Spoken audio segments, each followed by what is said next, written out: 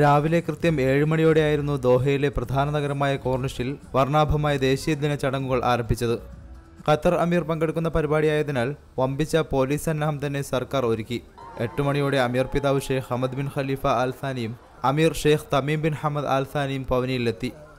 8:30 മണിയോടെ ഖത്തർ പ്രതിരോധ വകുപ്പിലെ വ്യത്യസ്ത വിഭാഗങ്ങൾ അവതരിപ്പിച്ച പരേഡ് നടന്നു.